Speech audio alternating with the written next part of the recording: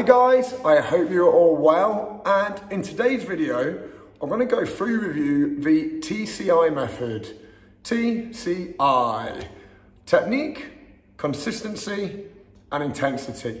And for me personally, I cannot remember actually where I first heard about this from. It was around, I just set up my original school, A-Star Krav Maga, and that was in 2011, and I cannot remember. If I remember, trying to remember, I think it was someone at university, a lecturer, and it really resonated with me. Why?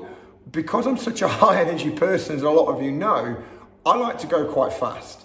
Da, da, da, da, da, da, da, da.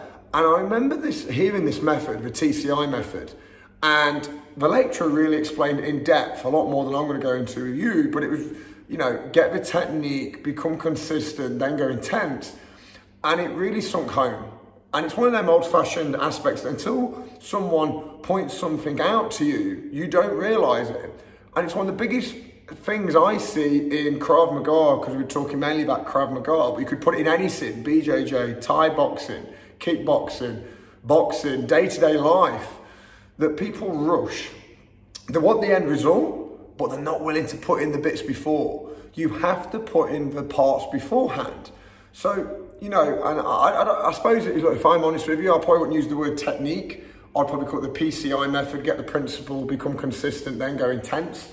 Because Krav Maga is not a technique-based system, it's a principle-based system. However, you get the gist of the idea. And it's true. Spend time harnessing those fundamentals, those foundations, everything that's going to build you up. You know, so if we're putting it into a Krav Maga aspect, working your inside defense, your outside defense, you know, working the choke release, working the defensive tactics and the educational block, working all these principles, becoming really consistent in them, that you're there, someone is trying to strike you in the head, you do your inside or you do your outside, and then counter attack. Again, there's a principle there that at the same time, both your hands are doing an action and are active, then you can go intense. And it's, yeah, for me, that's the biggest thing that I'd advise anybody. And it takes a long time.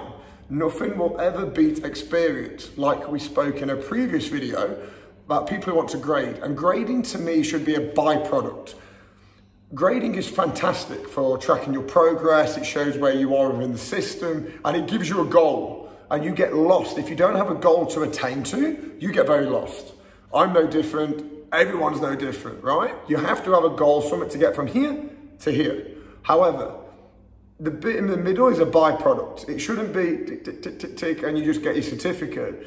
You know, you've got to put the hours in. There's a lot of hours, and you know, that's where I would say that T.C.I or P.C.I method would come in. Get the principle / technique, become consistent, then go intense. And if you do the first two elements, the latter element is easy. Not easy, but easier is a better way of describing it. So my advice, just recapping: get the technique / principle, become consistent, go intense.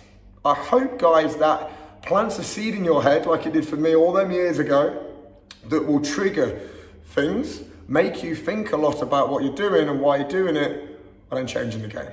All right, guys, stay safe and see you in class soon.